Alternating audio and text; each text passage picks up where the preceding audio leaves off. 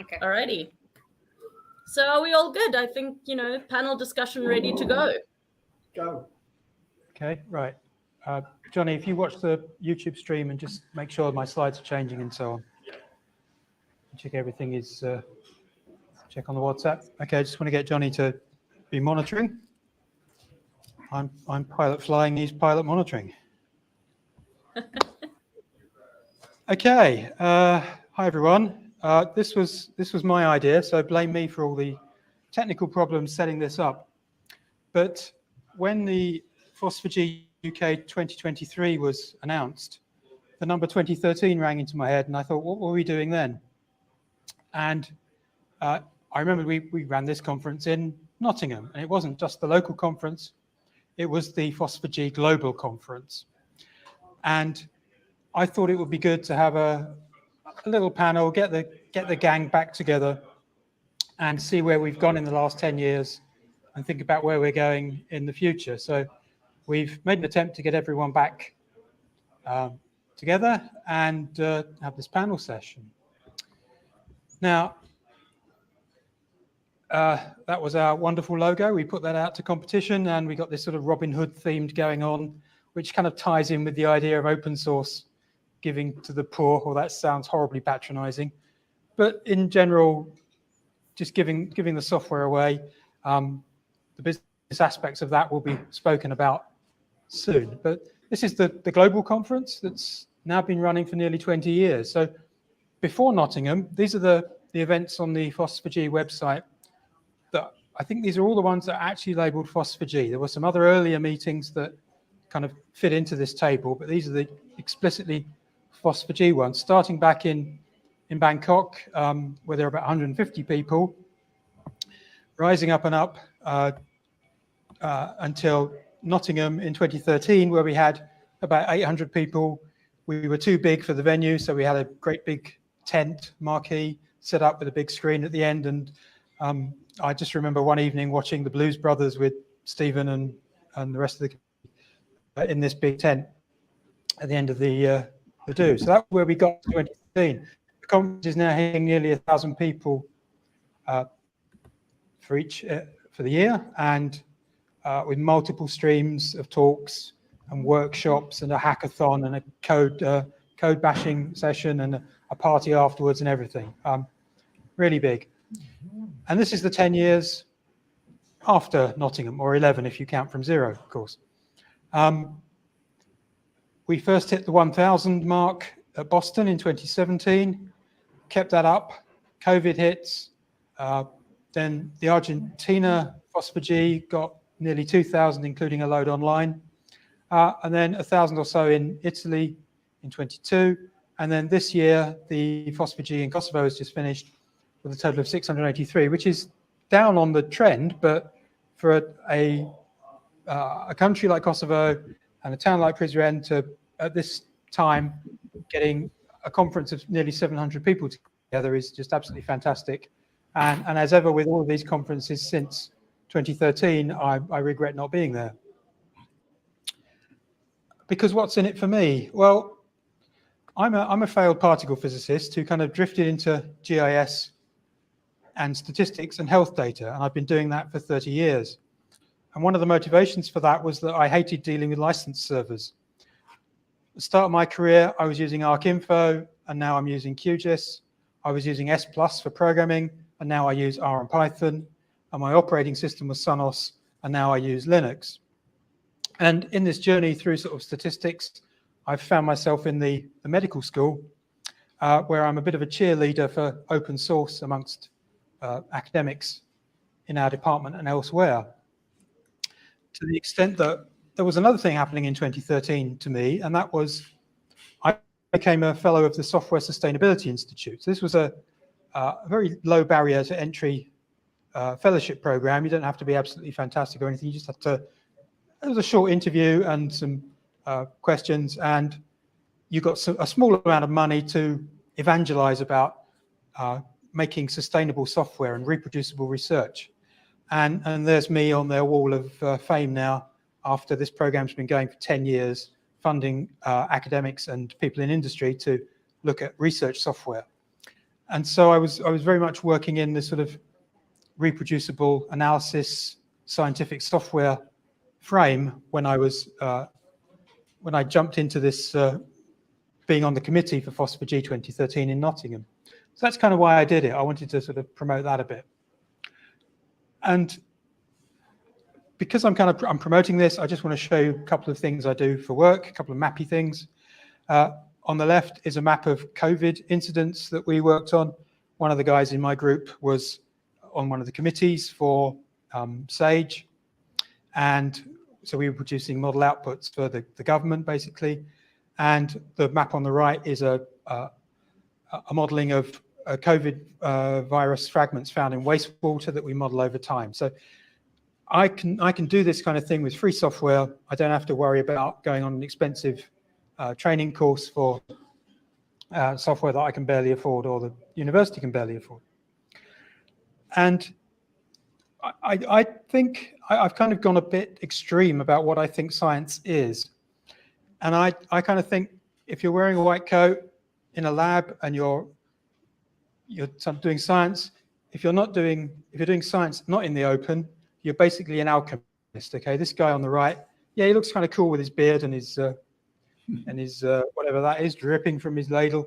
He's an alchemist who's working in his little cave. He's not telling us what he's done. He's not being open about his research or how he's producing gold from lead. Whereas our scientist on the left she's busy. She's going to finish at that microscope. Then she's going to start writing a paper, get it peer reviewed, and then everyone in the world knows how her research was done. And in the last 10 years or so, we've had very much forces pulling in both directions, pulling towards the alchemy and pulling towards the open science. And so I've made a couple of little lists. 10 years ago at FOSS4G, the word data science didn't really appear. It was a phrase in academia and beyond, but it hadn't quite got traction. And I think it's a good thing now that we have things like data science institutes in the universities and we have masters in data science. We're getting that methodology into academia and that will filter through to the rest of the world.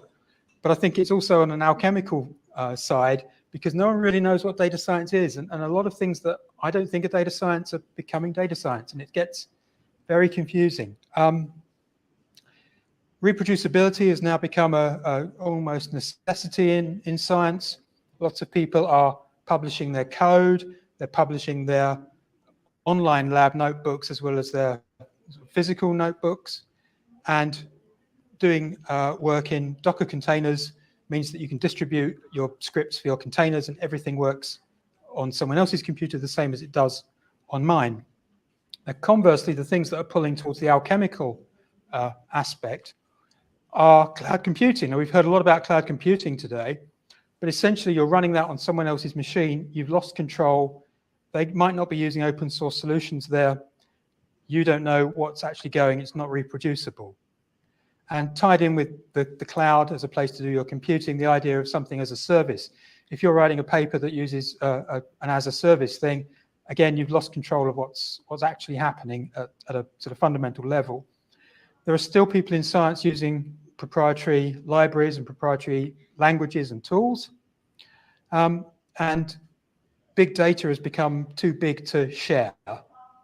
So a lot of people make excuses about not being able to share their data or share their work, and you still see people giving their excuses before admitting that they can't kind of publish what they do and reproduce what they've done in a scientifically valid manner. There is one kind of alchemy that I kind of approve of, and that's the alchemy of meetings like this, okay? We've got, just in this room, a wide variety of chemicals and herbs and frog's legs and random ingredients, and we've had some great discussions just in this room, and I think people will go away from this slightly different, because I think this is the sort of thing that turns lead into GIS gold. I can't publish this. I don't understand the science behind this, but I do think it happens. So that's a little bit about what I think has happened in the last 10 years in science in general and GIS has ridden that wave. There is now there are geographical data science institutes around the country and around the world. And what I wanted to do for this panel is to get people from the committee from 2013 to come along and give their personal view. And we know that tech has a diversity problem, and we know that Geo has a diversity problem, and we know FOSS4G has a diversity problem. And unfortunately, that has hit us in the usual way, in that the only female member of the panel has had to pull out because of family commitments, and those tend to fall to women in families. So it's, you know, an imperfect storm, perhaps. So Abby can't be here today, and she hasn't got a presentation to go. We've also got another one of our panelists who can't appear, also for family issues, but he's managed to do a recording. So he's got time to do a recording, but he can't appear today to discuss things. So we'll have 3 recordings now, one from Stephen Feldman, which will start, I'll introduce all 3 of them. So there's Stephen, there's Matt, and there's Mark in some particular order. So I think the only thing I need to do now is find slide 9, so everyone has got the link to ask questions. We are going to have a link to YouTube.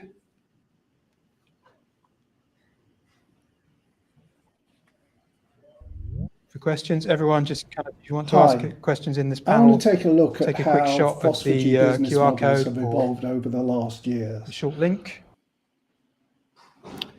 And we'll start streaming in 1 minute, I believe. I'm monitoring the WhatsApp if anyone wants to feedback on that channel. Alrighty. Happy for me to start with the videos? I think that's a go in Lancaster.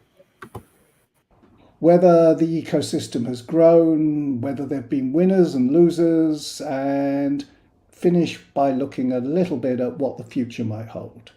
So, a confession. I'm an evangelist, and I think probably most of you here are evangelists for open source Geo.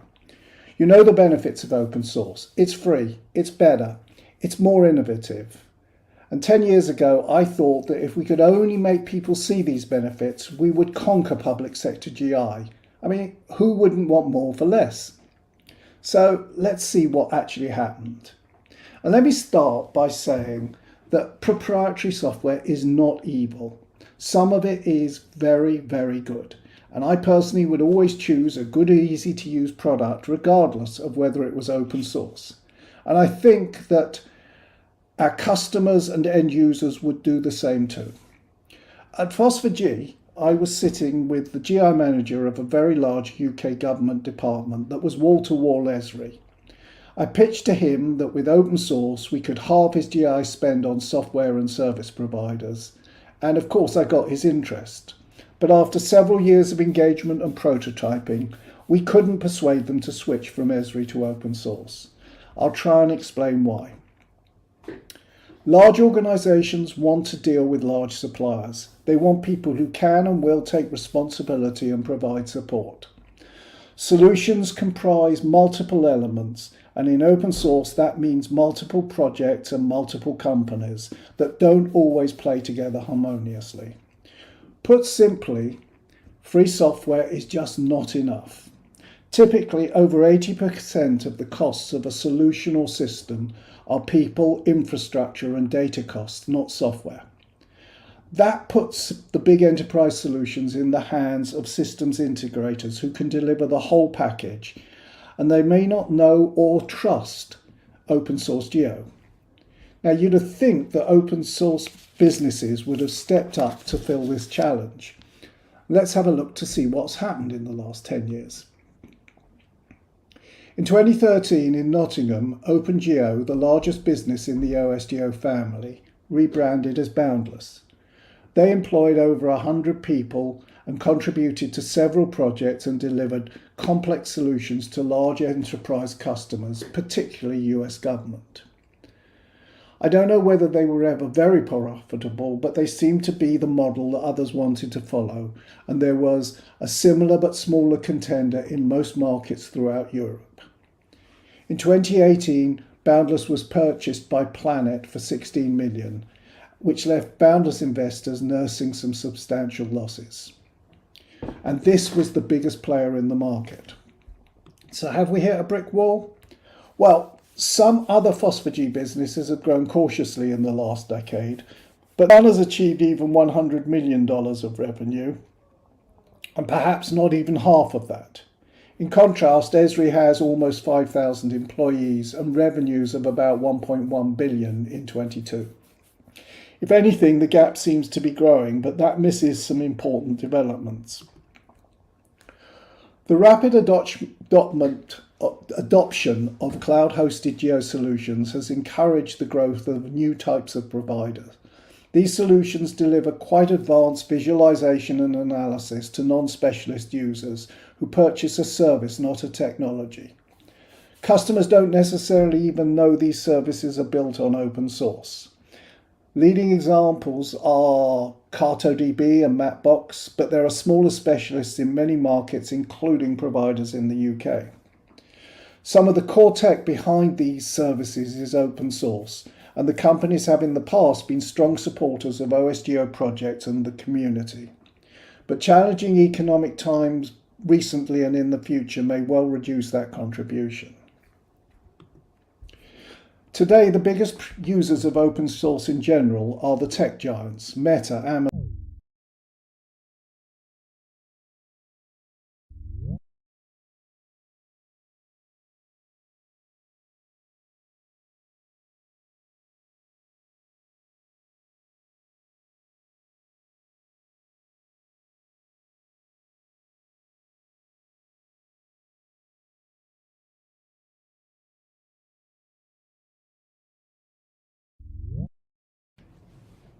Hi, I want to take a look at how FOSS4G. Customers don't necessarily even know economic times recently and in the future may well reduce that contribution. Today, the biggest users of open source in general are the tech giants, Meta, Amazon, Microsoft, and Alphabet. They probably couldn't run their businesses without the vast amount of open source that they use, including some geospatial. And yet, their contribution to open source is small compared to the savings they make. In the last few years, the major cloud infrastructure providers, and Amazon in particular, have started to offer ready configured open source, such as Postgres as a service, which stifles yet another revenue stream for FOSS4G businesses. But don't be depressed. The future is ours, I'm absolutely certain. We've grown, our projects have flourished, we're at the cutting edge, particularly in processing and serving remote sense data. Our community is passionate and we're still advocating for open source. In the next decade, more and more customers will want to consume geo services, not deploy geotechnology. We need to work out how to serve them. If I was to offer advice to the businesses and practitioners here today, I would suggest: 1, we need to make it easier for large enterprises to deal with us. Our offerings are complex. For an outsider, they're too difficult to understand, and too often the FOSS4G companies find themselves competing, not cooperating. We've tried to address this in the past without success. We need to try harder in the future. We need to invest a lot more time in educating users about the benefits of open source geo. That means a lot more outreach events like this FOSS4G, marketing and education activities. And we need to recognise that geo is often only a small part of a larger solution. If we're going to reach those enterprise customers with FOSS4G, we need to reach them via the system integrators. And that will need another different outreach campaign. So we're battling with a colossus who has great technology and excellent marketing. If we can build on our fantastic open source technology with passionate outreach and aggressive commercial activity, in 10 years' time, others will be asking, How do we bridge the gap with a FOSS4G? I hope that I'm around to see that. May the FOSS be with you.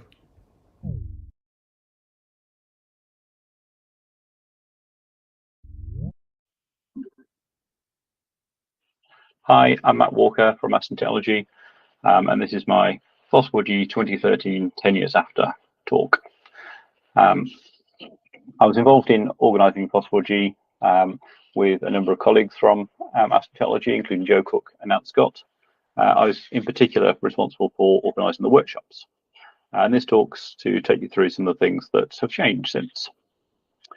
We start with data. I think the general trend has been towards improved availability and visibility of data. Open data was very much a thing in 2013. OpenStreetMap have been around for some time and seen great adoption. The Ordnance Survey had released OS Open data a few years before, and I think we've seen a trend towards the Ordnance Survey and other public sector bodies releasing data since. More recently, Meta and Google have had projects releasing open data for public good.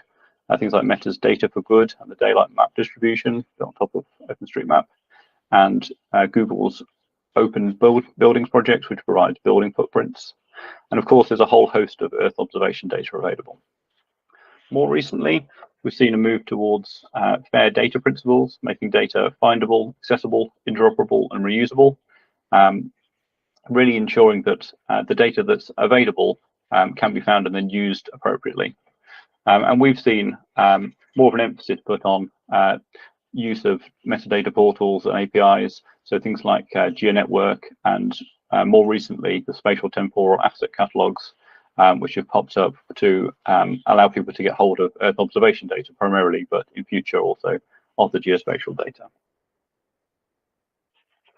A lot of the work that I tend to do is publishing data on the web, and I think I'd sum up the changes there as the geospatial technology is really working along the grain of the web, working with the web technologies appropriately.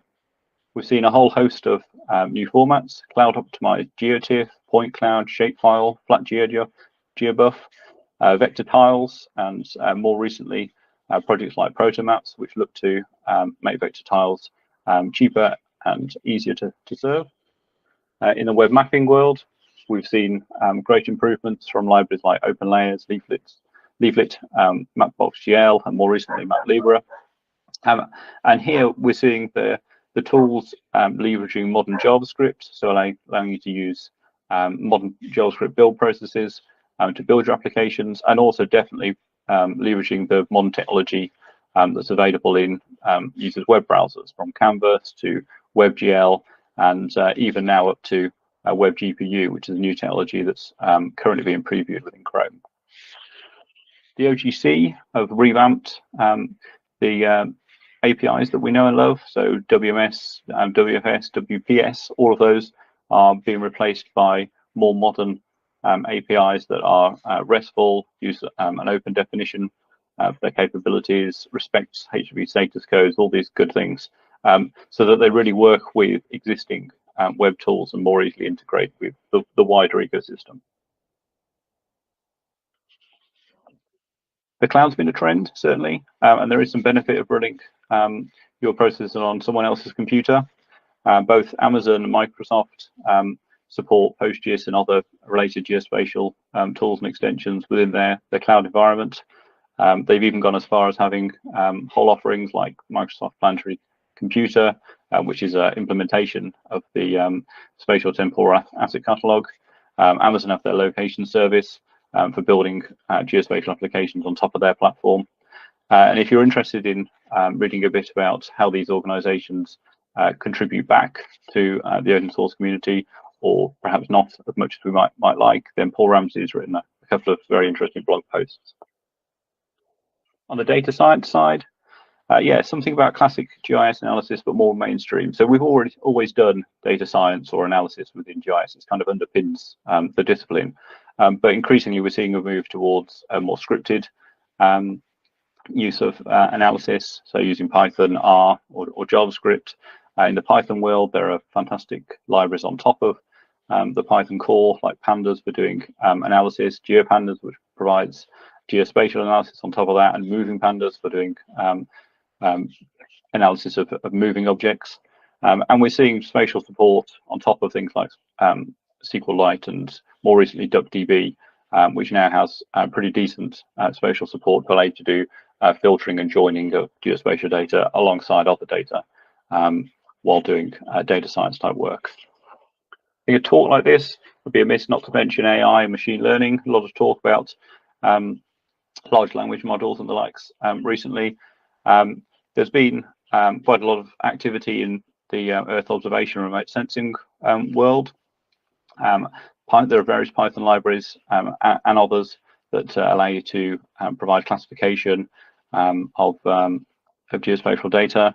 There's a really interesting project, Machine Reading Maps, which looks to extract text features and make those indexable, predominantly out of historic maps. Nice one to look at. And then also tools like the OSM GPT, which look to allow you to provide natural language description of the features that you want to say extract out of OpenStreetMap, and it will write the overpass filter language to then extract those for you. Main takeaway I've had so far from AI is to make sure that the results are QA'd. Make sure that the results that are given by a given process are actually fit for purpose before just running away and using them. And I thought I'd end on some market leaders. So PostGIS and QGIS, they were definitely around in 2013. We had plenty of workshops, plenty of talks on both. And I think it's just fantastic to see that they've both continued to thrive as projects. And I think truly can be thought of as market leaders within the geospatial community overall, not just the open source community. They're very reliable and feature rich, very wide adoption these days, and they continue to improve. Real success story within the open source world, with lots of organizations both using and contributing back to those two projects. Thanks for listening. It's a bit of a cook's tour through what's changed. Be really interested to hear what you think and what you might be looking forward to in the next 10. Thank you very much.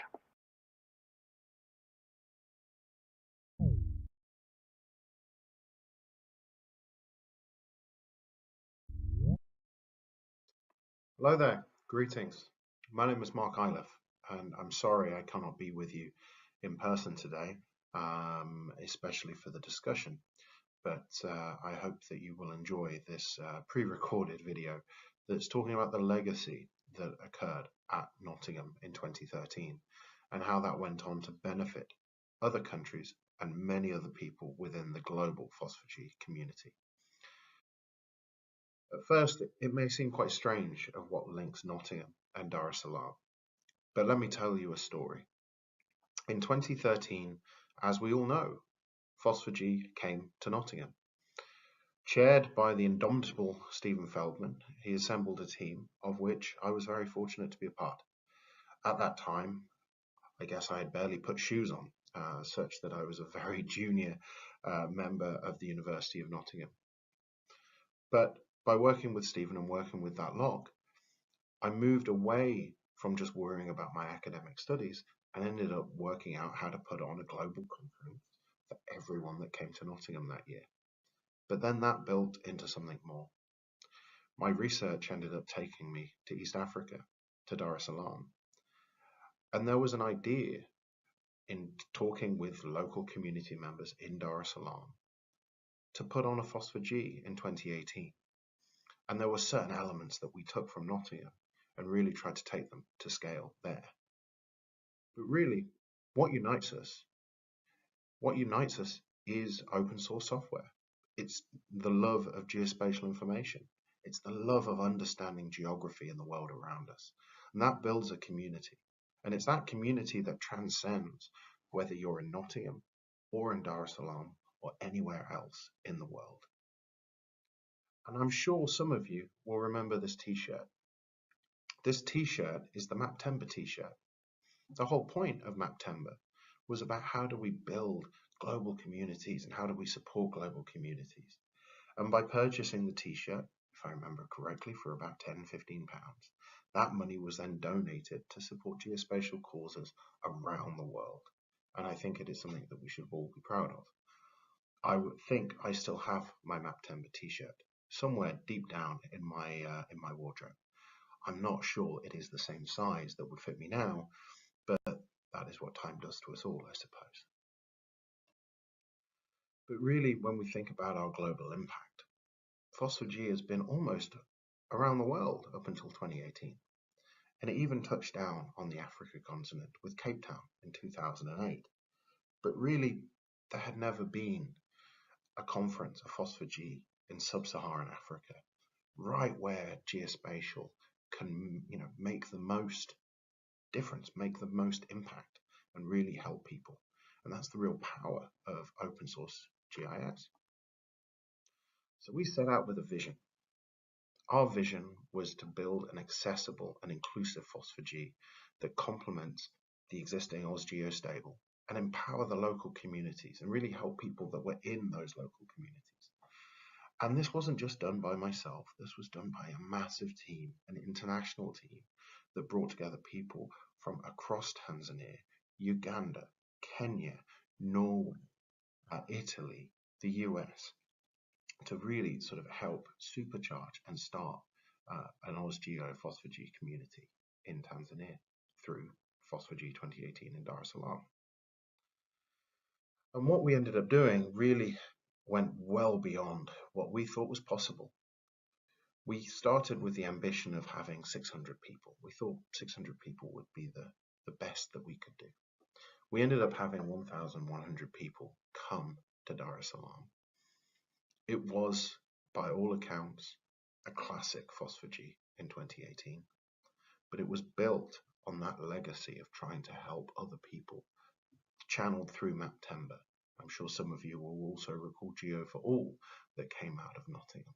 And all of that came to scale in FOSS4G 2018 in a massive way. Why is it such a massive thing? Well, alongside bringing the community together, and it was just a classic FOSS4G, we were able to bring over 110 students from around the world, bringing the travel grant program that was initially started in Nottingham up to full speed. In Nottingham, I believe we were able to fund about 8 and 10 people from around Europe to attend the conference for free. In 2018, we were able to bring 10% of all of our attendees from universities from across the world to join and participate. And it just was not universities. It was also junior members of the local OzGeo communities that were working on developing the tools that we all use every day to help with our professional lives, personal ones, and really anything to do with that sort of set of OpenGIS and Open Geospatial tools. And we did that by creating a broad coalition across the ecosystem and across the country, across countries in East Africa. We had support from the Ugandan OSM chapter, from the Buni Hub, a local innovation hub, the Zanzibar Mapping Initiative, the World Bank's Tanzania Open Data Initiative, the Government of Tanzania, Humanitarian OpenStreetMap team, and many others, including the universities, Adi University and the University of Dar es Salaam. And it was by building that broad coalition, we were able to bring such a vibrant FOSS4G into Dar es Salaam, but build on that legacy of Nottingham. From that small hub of just bringing 8 to 10 people on the travel grant program, we're able to scale that up into something that was truly transformational. We're able to bring a broad coalition of sponsors as well. And part of that is down to the brand. It was trusted because we were doing a FOSS4G, and because of previous FOSS4Gs, people knew what they were getting. So we had very good blue chip companies sponsoring us, agreeing with our vision, but also the smaller companies in our community helping out because they knew what we were trying to do and they trusted that we were able to do it. And ultimately, building from that one piece of a travel grant program, which I remember the Nottingham Lock discussing, and then putting into our base camp, which was our project management software tool, and having various conversations over Skype and in person.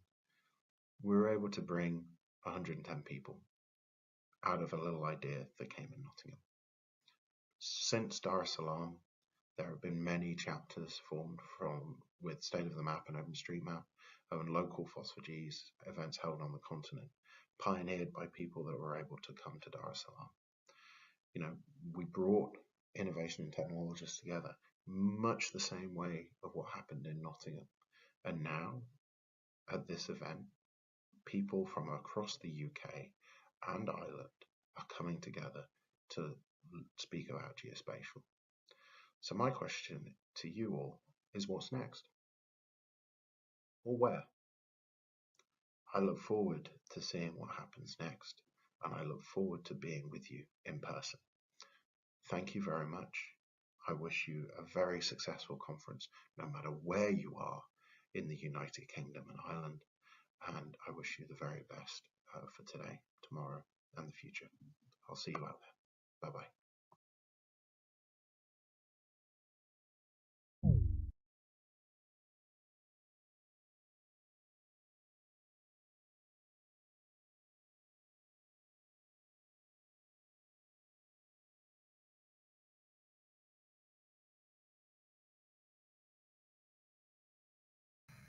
Brilliant stuff. Please remember that you are muted when a video plays. So if you want to talk, just unmute yourself.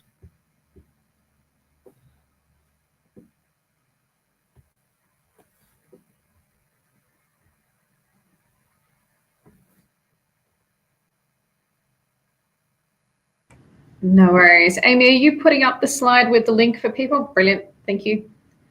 So everybody, we're just going to take a 1-minute break while people get a chance to use the link there to be able to join the chat. What we'd love is some questions for our panelists. Yeah, can you?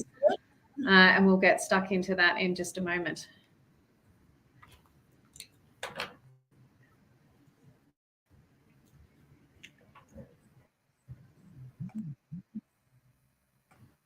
I can see it now. Thanks, Amy. And thank you to all our speakers that have given the videos. It's a lovely trip down memory lane, I must say. Yeah, I feel quite shivery actually, and it's not the air conditioning.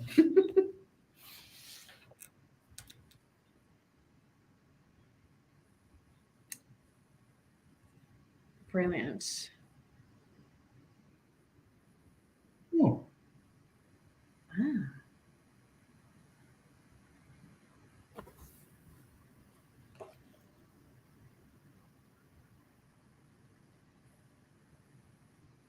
Who was looking at us?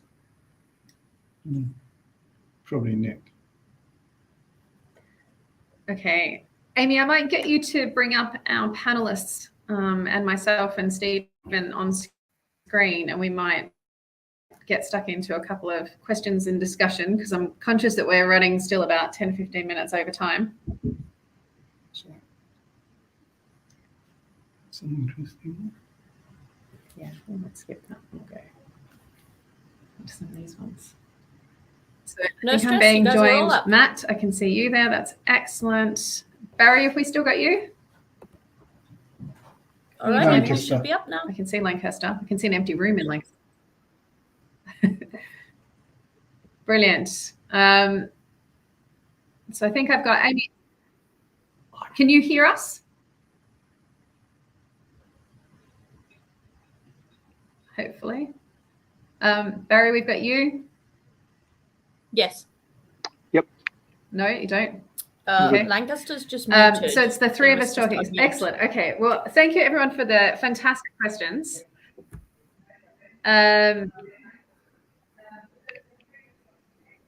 Okay. No worries. Barry, are you joining us? Unmute, Barry. You'll need to unmute if you are. What we might do is while Barry's sorting out his microphone, we'll get stuck into a bit of conversation. So my name's Denise McKenzie. I got roped in by a good friend to help moderate the panel and discussion today. So just so you know my context, I was not part of the amazing coordination team that ran FOSS4G back in 2013. I was, however, an attendee, and I was very much breeze in straight from a meeting in the Middle East where I was working with OGC at the time. So it was lovely, Matt, to see a lovely reference in there to OGC back, because there's an awful lot of change that's happened there as well.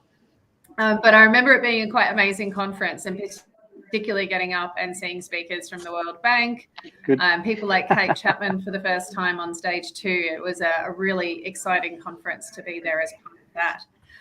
So what we're going to do for the next 15, 20 minutes is have an opportunity for some questions and to get some different perspectives that are in there. So I'm going to start looking down here, and I can see one in from Tom that I think is a really interesting one. It probably leads a bit into some of the thinking that was in my head listening to some of these too, that there has been an awful lot of change.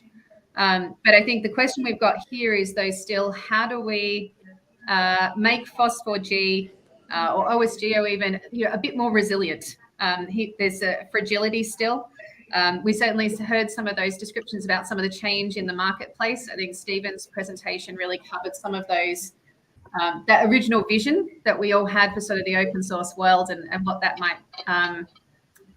might need to be. I'm curious from sort of Stephen's perspective and Matt's perspective, and Barry, if we've got you, what do you feel we could be doing that's going to help build some more resiliency and try and address some of that fragility that we've got within that OSGeo space? There's a noisy mic. If whoever's noisy could mute, it would help. Let me start by saying that there are always going to be bumps on the road, and I don't think it actually matters. Tom asked about people like Mapbox withdrawing their open source license. They didn't really withdraw it. They just forked. And people have carried on, and we've got I can't remember, maybe Matt will tell me, what is it? The thing that replaced the Mapbox thing. But the open source community carried on developing that product, and they just took it off in a different direction without Map. Yeah, Mapbox GL got replaced with MapLib. People will come. I don't think that threatens the sustainability. I don't think it means inevitability. MapLibra, that's the one. Yeah.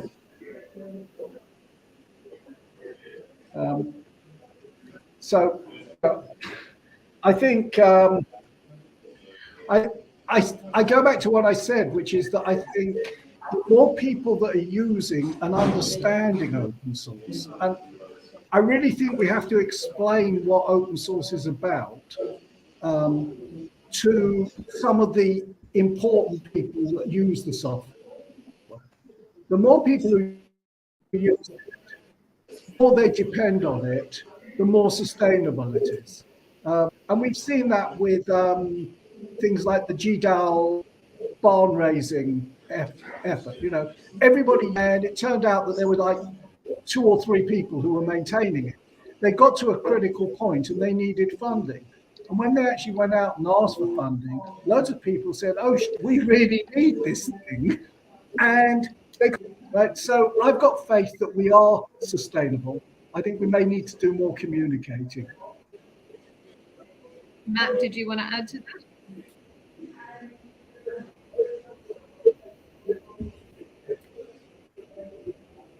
No, we've got a little bit of lag in here. Barry, did you want to maybe contribute while we're getting Matt?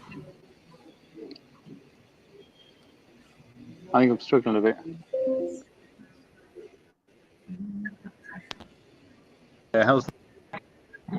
Yeah, we can hear you. So Matt, go ahead. Oh, no, I'd say that one of the things is it's an inherent risk of startups being involved in the community. They tend to come and go. Mapbox were particularly prolific, and they contributed a lot towards the community at one point, and then unfortunately went off in a slightly different direction.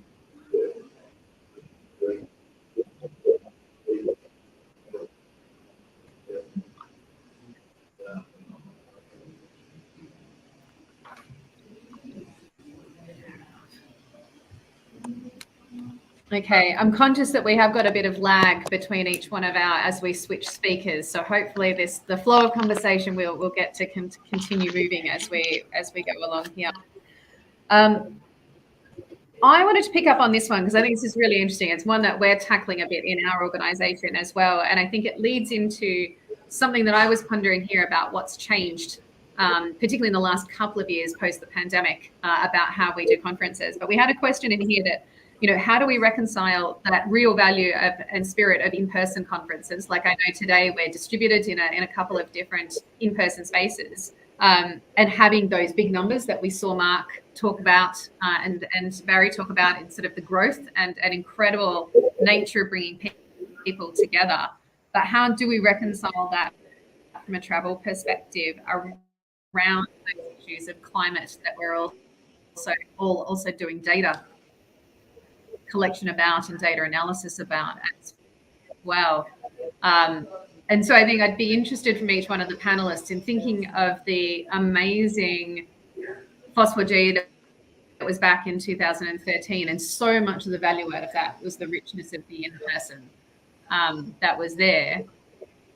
But are we going to get back to that again? Do you think that we can do conferences like that again? And if not, where would be your ideas about how we can still build that serendipity of meeting people that you need? That serendipity of pulling apart an idea and working together in that sense. So I'm going to throw to Stephen first because he's right next to me, but Barry and Matt, I'd like your perspectives on that too. So we suffer from the delusion that we can solve every problem, right? And we just can't, right? Like, we had a guilty period where 1,000 people could troop up to a conference from all over the world. We hopped on planes, we stayed in hotels, we burnt gas, we left a massive carbon footprint, we maybe recycled some paper cups to make us feel better. But actually, you just can't do this. It was fantastic. It's the most wonderful thing to be in a big space with 1,000 of your friends, and you meet people and you hug people and you talk and you drink lots of alcohol or not, depending on your preferences. I mean, it's great, but it's not sustainable, right? And we have to decide, do we care about this stuff?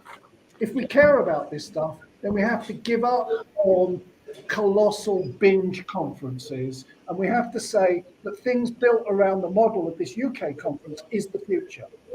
This didn't have to be only happening in UK and Ireland. This could have been happening in Europe. We could have done the same thing over 2 or 3 days in 50 cities. Why not in 50 cities with local talks and with stream talks, maybe with slightly more robust technology? We could do that. I mean, or we could all hop on a plane and we could all go to Brazil next December. I mean, fabulous, but shit, one load of carbon. So I think, forget it. That's the past. This is the future. Barry, what about you? Your thoughts on how we move forwards and what the conference needs to look like? Yeah. Well, I think if we want to address issues of climate change, etc., we have to first dismantle the capitalist system. Am I on? Have I? Wait for 10 seconds for a reaction. You know how Stephen just said, can't solve everything? Yeah.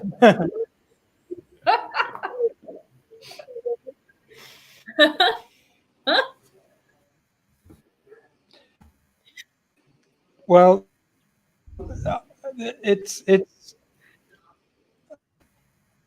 I think that the distributed conferences like this are absolutely fantastic, and sense from what I see of people tweeting about certain proprietary conferences, we are a factor of 10 or 20 ahead of the game. They still get, I don't know, 200,000 people going to Las Vegas ESRI conference or wherever it is these days. So yeah, we're doing our bit, and we don't have a billion, and we don't like billionaires now, do we? They're all no good billionaires.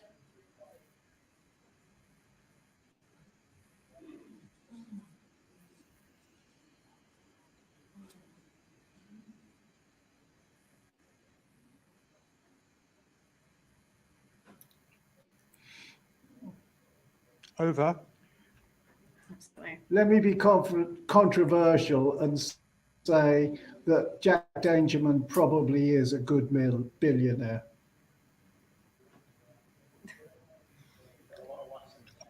Yay. I am conscious. I'm just gonna, and I think Matt has joined us back again.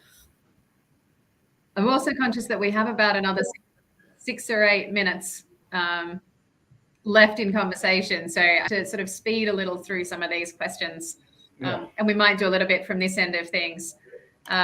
So from that perspective, I'll say a big thank you to Barry and to Matt for contributing. And I think Stephen and I might just wrap up the conversation just so that we're, because we're conscious of the technical lag in the sound coming backwards and forwards. So what I want to pick out of the question then, and I know I can get a good conversation with Stephen out of these questions here. There's a number in there around, and I've heard today a lot of questions around, we need to do more education. We need to get the corporates to be involved and to contribute more to these working groups and to contribute more open source software into the space. In my 25 years now in geospatial, I've heard exactly questions over and over and over again in this community, and so we still clearly haven't. Okay. Are we asking the right questions? I think is what I'm actually wondering. If we're still asking it, I think we're talking to the wrong people. I think if you want to talk about financial sustainability, then you need to talk to the finance directors. You need to talk to the IT directors. You need to explain to them how much they save by using open source. And you then need to encourage them, give them the toolkit to actually audit their IT stack and work out how much they're saving. Because if you can show a big organization that they're saving $1 million a year, asking them to donate $25,000 is pretty easy. And the financial director will say, "You saved me $1 million and you want a $25,000 donation? Sure, I'll give you that." Yeah. If you talk to the GIS manager, he's got bugger all budget anyway. So I think, just generally with open source, if you want to get people to contribute to it financially, you need to make that case to the financial people.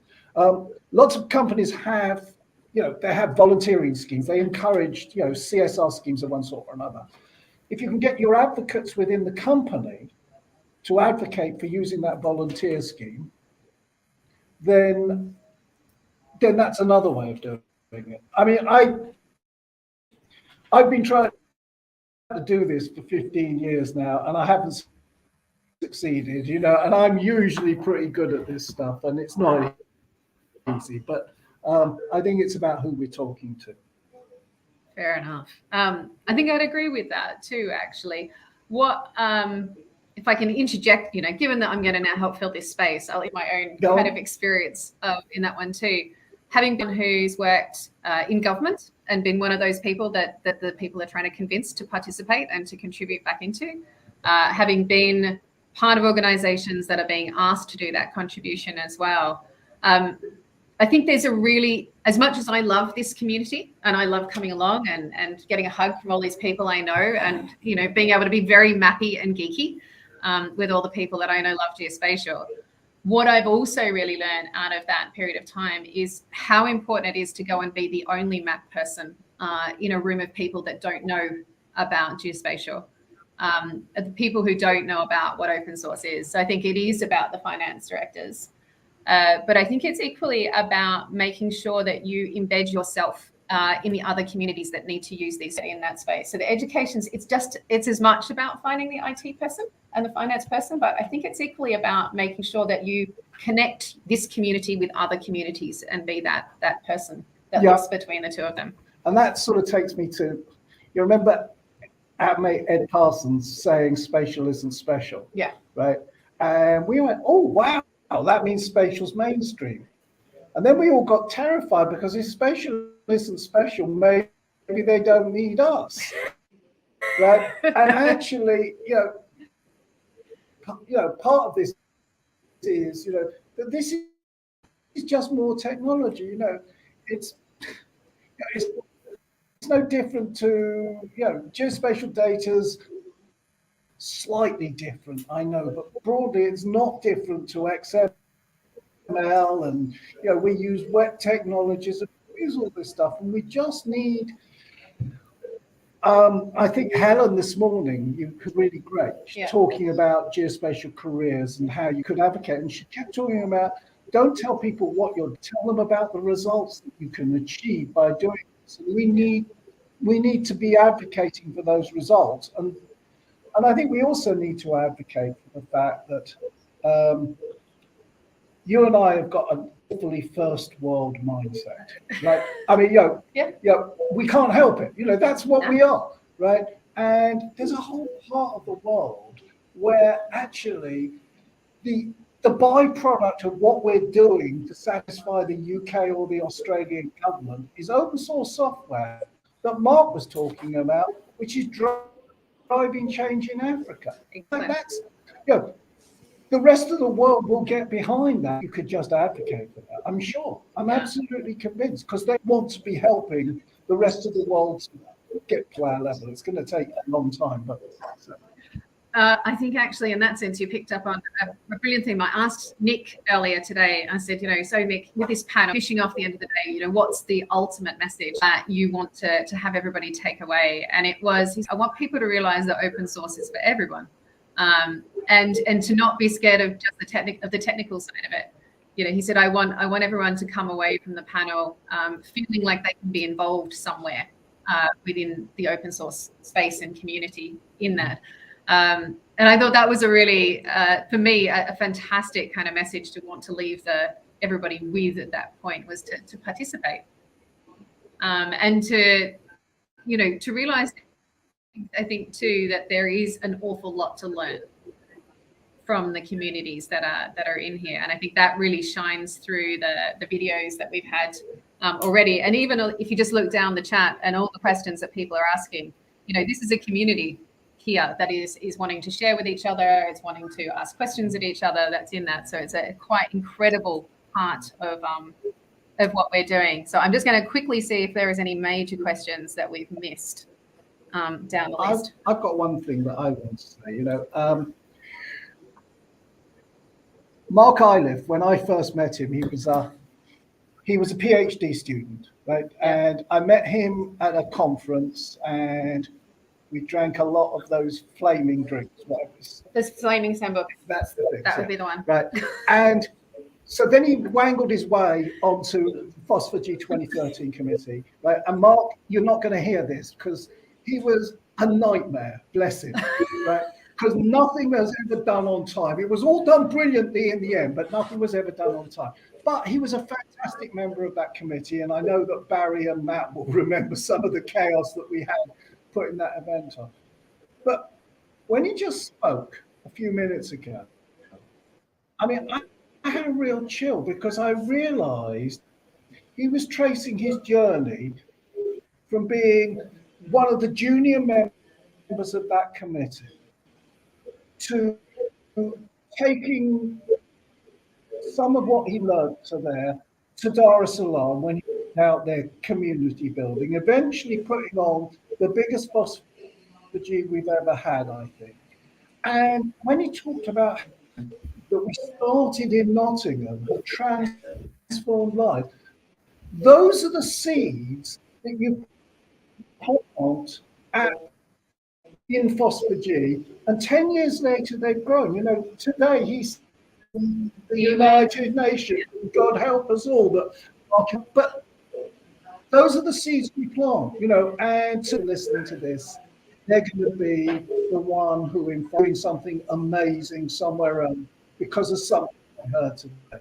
And that's the wonderful thing about FOSS4G. Amazing. And I think you touch on some about these sorts of groups and communities. It's the passion and the willingness that experts have got to want to share what they know that's in that. So I think, if there was a thing I would say to everybody, going back to that resilience question, think about who you can inspire to come to this group. Think of the people you work with, you want to make this community resilient, it's about bringing people in, but it's equally about encouraging them to be involved. And that's not always to be involved in a technical sense. It might be to help make a FOSS4G happen.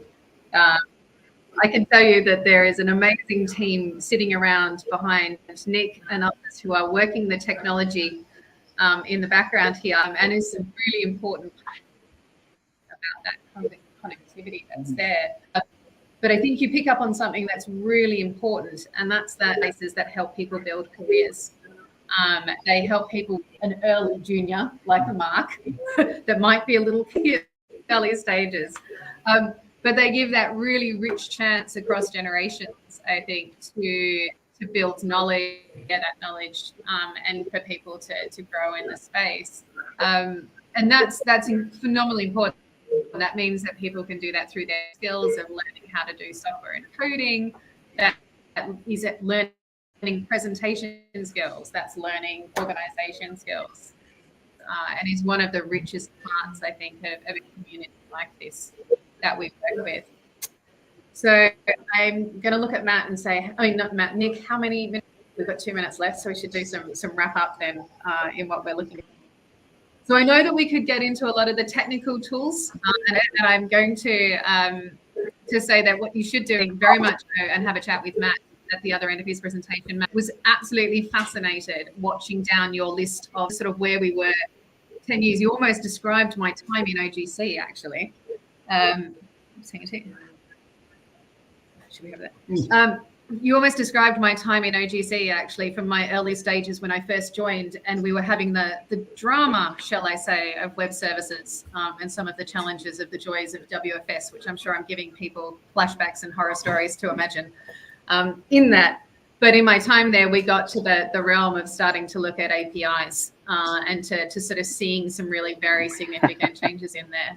So I think if you're keen to ask more questions on the technical side of those changes, I think obviously Matt is obviously the person to get in touch with and learn that side of things. So thank you for your feedback. But I'm going to land with this last question. So this one here. Yeah. Okay, so the last question I'm going to throw to Stephen and to others is, we had in here, should we have another global conference in the UK? That's the most stupid question I've ever heard. Dan Ormsby, that wasn't the question. The answer is yes, of course. Right? The question should have been, when are we going to have it, not should we have it. But somebody applauded. Yeah, of course we should do it. Of course we should do it. We've done it. We know we can do it. We know we've got an amazing local chapter. Yeah. You know, I mean, really fantastic. You know, today we're in 8 cities. That means we've got at least 25 people helping to run this today. You know, we've got the core. We've got all the people. We've still got a few of us alive who remember how to do it, can help and guide. You know, I mean, Barry and Matt and me may not want to be frontline in running another conference, but we're certainly going to be there to advise, to help. So definitely we should be doing that. I'd like to see Barry nodding, and I'd like to see Matt nodding in the background there. Nick's saying yes. Nick's saying yes. So, I'm gonna add to that, and I'd say, and going back to the Map Timber T-shirt that I saw there are a number of other organisations that were listed on that that are part of this UK ecosystem of geospatial. And I think that when we do things that are global, it's really important to band with and showcase what is absolutely sensational about the UK's geospatial ecosystem. So I really think that, you know, making sure that as an ex-chair of the AGI, you know, definitely seeing the partnership with AGI build in there, but we've got a lot of other organisations. Exactly. Yeah. Exactly. So there's a lot to be celebrated and an opportunity in that. So with that, I'm going to say thank you to the people that provided presentations that were there. So Barry and Matt, thank you for joining us and for working with us on the lag that I know is there in the comms. And I'm going to hand over to Nick to finish off the day. So thank you for the opportunity to join you all, guys. Have a good conference. Thank you, Denise. Thank you, Stephen. Thank you, Matt. Thank you, Barry. That was incredible panel session. I promised everyone a seamless transition, so we're going to part one of that. Let's see if we can do part two.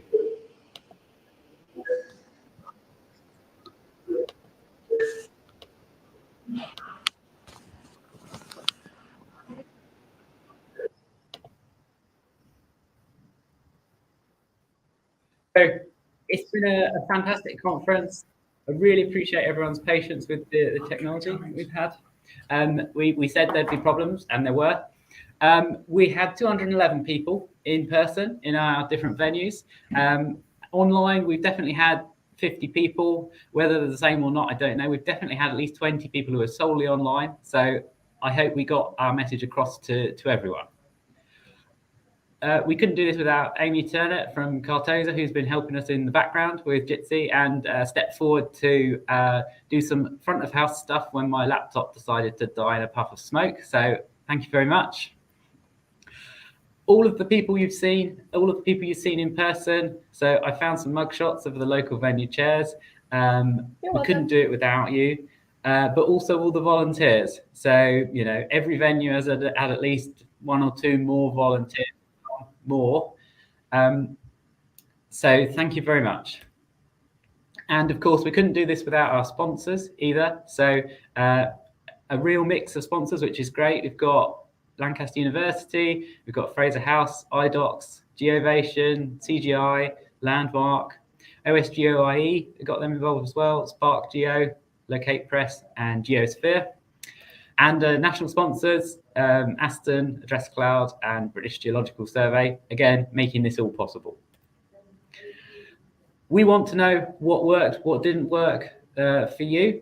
So we are doing an evaluation form. We should be able to circulate this through Eventbrite as well. The form link will also be on the website and the QR code's there. So please do fill it out. Tell us what worked. Tell us what didn't work. Offering free 10 ebooks. So we'll do one from online and one from everybody. Comes in by Thursday the 21st. That's 2 weeks.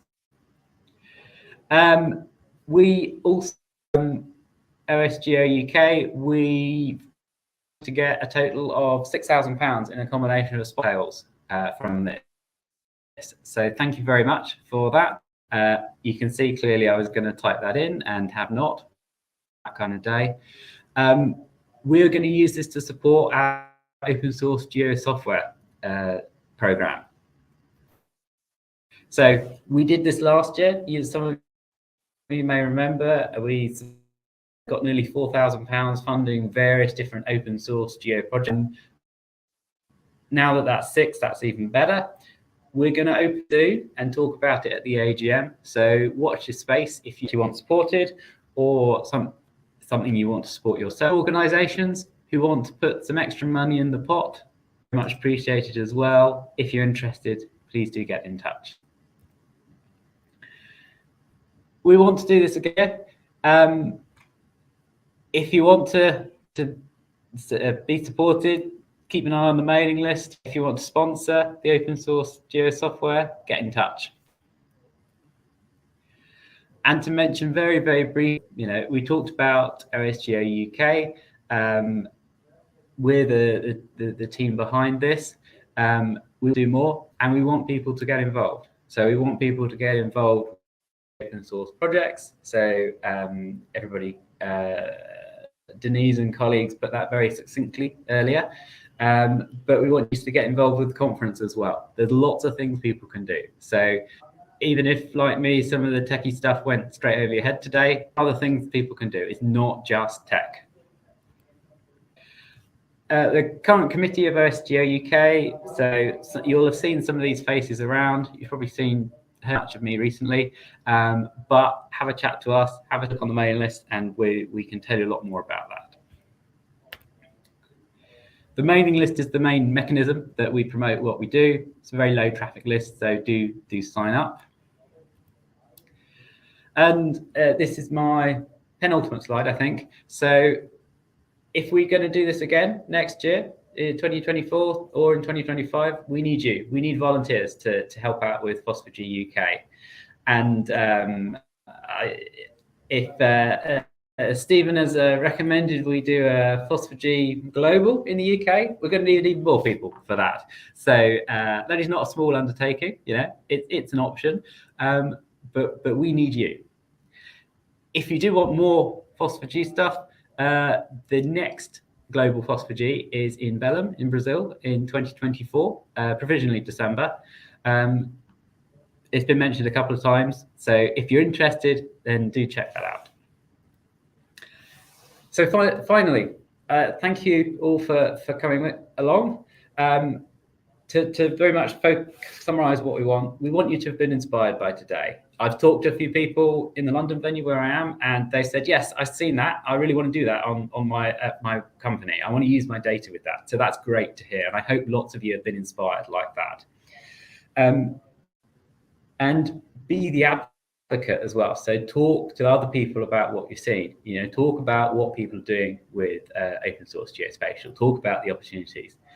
And I think there's great potential for the kind of service industry that Stephen mentioned. You know, how do we up our game? How do we compete with Esri in a coordinated way? And that's a big challenge, you know. And there's lots of discussions about that at the FOSS4G conferences and elsewhere. But there's lots of opportunities there as well. So thank you very much. I'm going to say goodbye now. Enjoy your social afterwards. Talk to people after the event. Various groups are going to various different drinking establishments, so feel free to please do enjoy your alcoholic and non-alcoholic drinks. And I hope to see you next time. Thank you very much, and we will see you in the future.